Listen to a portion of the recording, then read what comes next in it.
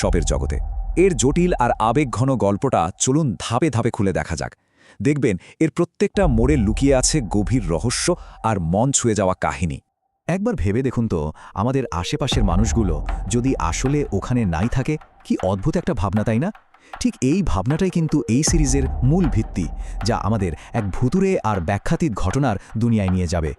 চলুন তাহলে এই অদ্ভুত জগতের ভেতরে ঢোকা যাক। গল্পের একদম শুরুতে আমরা কয়েকটা প্রধান চরিত্রের সাথে পরিচিত হই। আর অদ্ভুত ব্যাপার হলো, এরা প্রত্যেকেই এমন কিছু অলৌকিক ঘটনার শিকার হচ্ছে যা দেখে মনে হবে একটার সাথে আরেকটার কোনো মিলই নেই। ঘটনাগুলো এতটাই বিচিত্র যে বিশ্বাস করা কঠিন। যেমন কিম নামের এক লোক বাসস্ট্যান্ডে এক মহিলার সাথে রোজ দেখা করে, যার কিনা হাতের নখগুলো উল্টো দিকে লাগানো। আবার হাইজু নামের এক ছাত্রী তার ক্লাসে সবার কাছে অদৃশ্য হয়ে গেছে। ওদিকে এক নার্সকে হাসপাতালে ভূতেরা তাড়া করে বেড়াচ্ছে, আর হিউন নামের এক মহিলা তো রাস্তাতেই হাঁটতে হাঁটতে লম্বা হয়ে যাচ্ছে। মানে কি হচ্ছে এসব? এদের মধ্যে যোগসূত্রটা আসলে কোথায়? এই সব ছন্নছাড়া অদ্ভুত ঘটনার মধ্যে একটাই কমন জিনিস আছে, সেটা হলো জং নামের এক লোকের চালানো একটা রহস্যময় পুরনো লাইট শপ। এই দোকানটাই যেন সব রহস্যের কেন্দ্রবিন্দু। এতক্ষণের সব রহস্যের জট এবার খুলতে চলেছে। এখন আমরা সেই আসল ঘটনাটার কথা জানব, যেটা এই সবকটা চরিত্র আর তাদের গল্পকে, সবকিছুকে এক সুতোয় বেঁধে দিয়েছে। আর এই ঘটনাটাই তাদের এই অদ্ভুত পরিস্থিতির কারণ। ঘটনাটা ঘটেছিল এক ভয়ঙ্কর বৃষ্টির রাতে। গল্পের সব প্রধান চরিত্র সেদিন একই বাসে উঠেছিল। বাস ড্রাইভার হঠাৎ বুঝতে পারে যে গাড়ির ব্রেক কাজ করছে না, কিন্তু সে বাসটা থামায় না, চালিয়েই যায়। আর ঠিক তারপরেই বাসটা নিয়ন্ত্রণ হারিয়ে সোজা একটা গার্ডরেল ভেঙে পানিতে পড়ে যায়।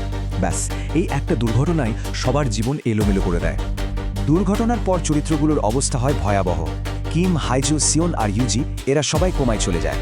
অন্যদিকে লি দুর্ঘটনায় এতটাই ভেঙে পড়ে যে সে আত্মহত্যা করে। আর হাইজুর মা আর হিউন দুর্ঘটনাস্থলেই মারা যায়। মানে যারা বেঁচে ছিল তারাও আসলে পুরোপুরি জীবিত ছিল না, তারা জীবন আর মৃত্যুর মাঝে আটকে পড়েছিল।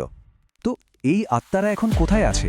ওরা আসলে জীবন আর মৃত্যুর মাঝখানে একটা অদ্ভুত জগতে আটকে আছে। আর এই জগতের নিয়মকানুনগুলো কি? আর ওই লাইট শপের আসল ভূমিকাটাই বাকি। চলুন এবার সেটাই বোঝা যাক। এই লাইট শপ কিন্তু কোনো সাধারণ দোকান নয়, এটা আসলে মানব জগৎ আর আত্মার জগতের মধ্যে যোগাযোগের একটা দরজা। মানে যারা কোমায় আটকে আছে, সেই আত্মারা এখান থেকেই পৃথিবীতে ফিরে যাওয়ার পথটা খুঁজে পেতে পারে। কিন্তু ফিরে যাওয়ার রাস্তাটা কি? এর জন্য 3টা ধাপ পার হতে হয়।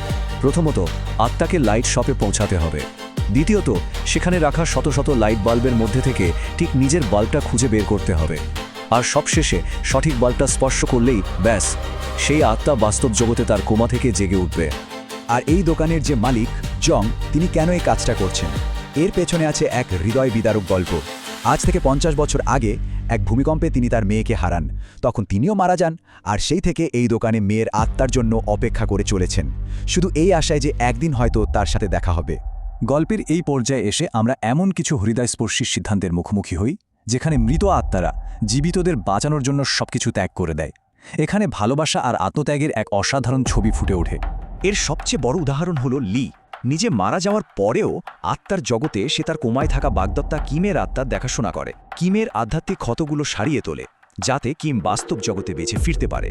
ভাবুন একবার, গল্পের শুরুতে আমরা যাকে একটা রহস্যময় চরিত্র ভাবছিলাম, সে আসলে ছিল কিমের রক্ষাকর্তা। এখানে আমরা দুটো শক্তিশালী সিদ্ধান্তের মুখোমুখি হই। একদিকে সিয়ন যখন জানতে পারে যে পৃথিবীতে ফিরে গেলেও তাকে সারা জীবন অসুস্থ হয়ে কাটাতে হবে, তখন সে তার মৃত বান্ধবী হিউনের সাথে আত্মার জগতেই থেকে যাওয়ার সিদ্ধান্ত নেয়। আর অন্যদিকে হাইজুর মা নিজের মেয়ের জন্য তার লাইটটা খুঁজে বের করে এবং সেটা মেয়ের হাতে তুলে দেয়, এটা জেনেও যে এর ফলে মেয়ের সাথে তার আর কোনোদিন দেখা হবে না।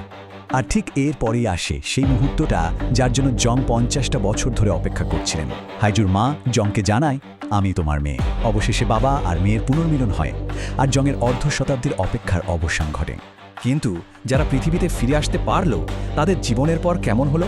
চলুন দেখি এই দুই জগতের মধ্যকার সংযোগ তাদের জীবনে কি প্রভাব ফেলল, আর তাদের জন্য কি অপেক্ষা করছিল। বাস্তব জগতে ফেরাটা সবার জন্য একরকম ছিল না। কিম কোমা থেকে জেগে ওঠে, কিন্তু তার বাগদত্তা লির কোনো স্মৃতি তার মনে থাকে না। ইউজি পুরোপুরি সুস্থ হয়ে যায়, যেটা একটা বড় আশার কথা। হাইজু বেঁচে ফেরে ঠিকই, কিন্তু মায়ের আত্মত্যাগের কষ্টটা তাকে সারা জীবন বয়ে বেড়াতে হয়।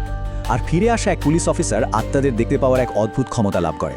আর সেই বাস ড্রাইভার, তার কি হলো? অনুশোচনায় পুড়তে থাকা ড্রাইভার তার পরকালকে উৎসর্গ করে। সে এখন আত্মার জগতে আটকে থাকা অন্য কোমা রোগীদের লাইট শপের পথ দেখিয়ে দেয়, নিজের ভুলের প্রায়শ্চিত্ত করার জন্য। এই পুরো সিরিজটা শেষে একটা খুব বড় প্রশ্ন রেখে যায়।